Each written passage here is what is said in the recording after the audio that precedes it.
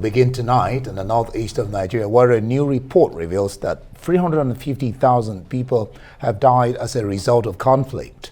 The United Nations warns that if things don't change, 1.1 million lives could be lost by 2030.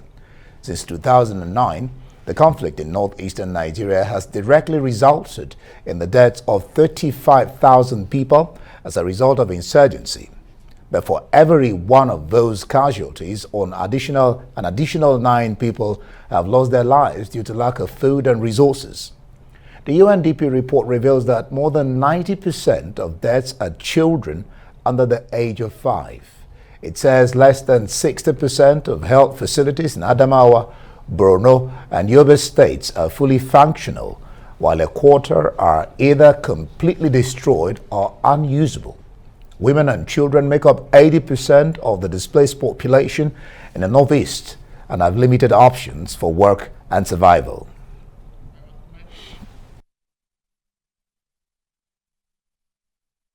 All right, let's bring in the UNDP Resident Representative in Nigeria, Mohamed Yahya. Thank you so much for joining us on Newsnight. The figures you've put out there are very, very troubling. Help us, shed more light on, the report you put out that 1.1 million people could actually lose their lives by 2030 if things continue the way they are right now. What does this portend for Nigeria? Thank you very much for having me, and thank you for highlighting the report. Essentially, the report is, for the first time, we're able to put in context the total impact of the conflict on development, but also on lives lost. When we think about conflict, we tend to only look at the direct impact of conflict, people who have died directly, who have been killed by the insurgents. But what we don't look at is the indirect impact of conflict. What does this mean? Essentially, this means people have been displaced, people have been more poor. For example, the report points out in the 3 Bay states of Borno, Adamawa, and Yobe, 1.4 million people have been pushed into extreme poverty. Farmers who can't go to their land have been impacted. People who, women and children who have been displaced, who will not have otherwise have been displaced, do not have access to healthcare and other key life-saving needs. So what this report essentially does is tells our readers and tells policymakers to look both at the direct and indirect impact of the conflict, and more importantly, to invest much more in finding durable solutions to the problems. So what we project in the report is both what has happened up to 2020 and what will happen if everything essentially is constant. So for us in the United Nations, who are really invested in Nigeria as a lead country in Africa, but also continentally, globally, the issue of reaching the sustainable development goals. How can we reach a sustainable development goals? This solution is not found on the conflict front. And this is what the report essentially charters. Mohamed, this report details that many more have died as a result of indirect effects of the conflict than the conflict itself. Let's look at these indirect effects and possibly or probably how we can minimize deaths arising from it. So the way to minimize is to find a solution to the conflict that has gone on for a very long time. I must say that I just came back from Borno yesterday. The report was launched with the governor himself, a very active and committed governor who's trying to find a solution for the problems in the Northeast. But one thing we have to say is that it's easy, obviously, what conflict does and any kind of violence does is it destroys things that have been put in place for a very long time. So essentially conflict is essentially destroys, but to rebuild those things takes time. So what we are urging in the report is to say, let's find a solution to conflict and let's invest in development to ensure that the region catches up with the rest of Nigeria. Poverty levels are worse in the region. Infant mortality is the worst in the region. And all this is around the issue of conflict. With conflict, you can't think of development, you can't think of investment, you can't think of anything. I mean, one of the things the report also highlights, for example, just to give you one of the testers, 1.8 million children who will have been in school are not today in school because of the conflict. So this is, I suppose, a warning also to other parts of the country in terms of if insurgency or conflict or instability is not solved, the entire agenda for this country to be a world leader across the board will be endangered. I'm glad you just mentioned that it is a warning for other parts of the country, because your report seems to focus more on the Northeast, but terrorism and violent crimes are happening all across Nigeria.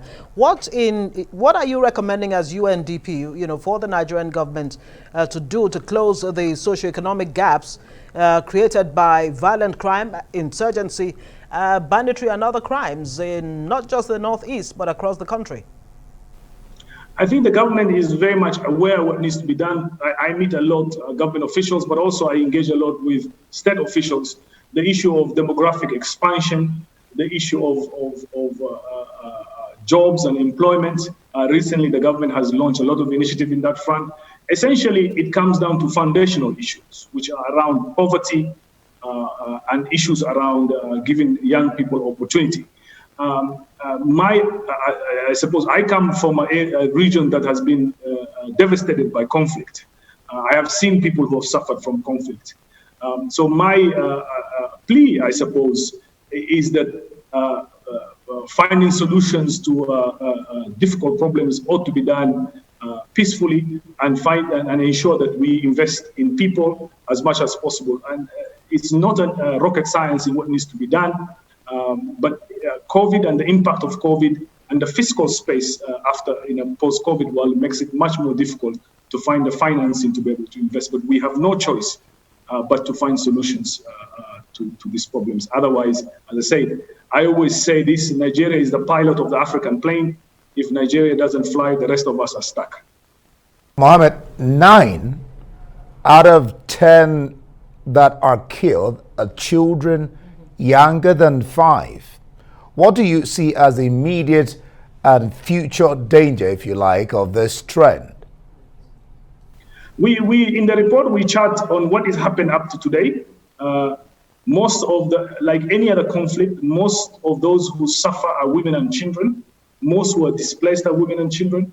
And the women and children are not normally hardly involved in creating the condition of conflict or in many ways had any role in making decisions to the kind of situation that has led to the instability. So they suffer most, essentially involving them. In the UN, we push the idea of having women in the decision-making processes to be able to find solutions that are important moving forward. But in terms of the death rates are shocking. 170 children die every day in the Northeast because of the conflict for many reasons, malnutrition, not dying from basic treatable diseases. These are very problematic. But again, I don't want to be able to just point fingers, is to say that the solutions are there. I've engaged with the governments and the governors in the Northeast. I think recently, at least the governor of Borno has launched his 25-year development plan. And my plea to anybody who's interested is to support that agenda and invest in the Northeast to find solutions, both in a development deficit, but also, more importantly, find solution to the conflict itself. Support is the UNDP offering to the Nigerian government? Any support ongoing so far? And on the issue of out-of-school children, 1.8 million in the Northeast alone. That is a very dire situation, and that's just in 2020, according to your report. How do you get the kids back in school? How do you even convince their parents to allow these kids back to school? So, I mean, I've been there. People want to go back to school, but if you're displaced in rural parts, or you don't have access to education because of the conflict, or schools have been destroyed. One of the most interesting thing about this form of insurgency, it actually targets schools, it targets progress, it targets any institution that is able to bring about development. So first, stopping the conflict and investing in this area. Just you asked me, what is UNDP doing? We are working very closely with the government in the Northeast.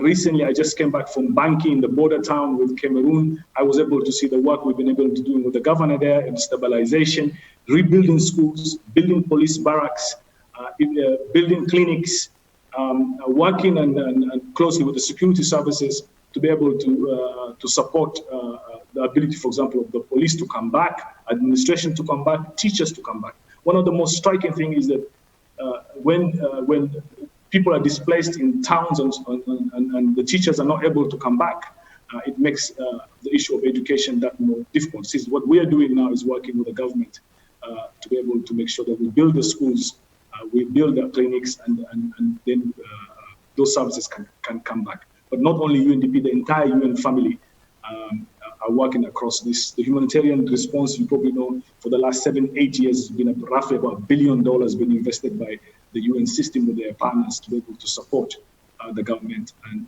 especially in the Northeast. Yeah. Just along that same line, before we let you go, in under 45 seconds or thereabout, the impact of this conflict on this particular region in terms of development. Absolutely. I mean, I mean, you show me a place where there's conflict, I will show you extreme poverty, I will show you displacement, I will show you suffering, I will show you deferred dreams. Conflict is the worst thing for any society in relation to finding progress. We can't send our kids to school. We don't have dignity. We live in inhumane conditions. We are abused, so on and so on. You look at the gender-based violence in the Northeast, in people who have been displaced. You look in their eyes, and they have very little thing to do with starting the problem, and they take the burden of the impact. So you can't talk about sustainable development, you can't talk about investment if we don't find a solution to this conflict. And it's not only in Nigeria, it's the entire area around the lake. And if you look at the other parts of Nigeria, I think repeating the situation of the Northeast is not something that is advisable, and the report hopefully will help people to see the need to find a solution to conflict in a peaceful and constitutional manner. Yeah, that's our hope. Mohamed Yahya, thank you so much for your interesting contribution on Newsnight.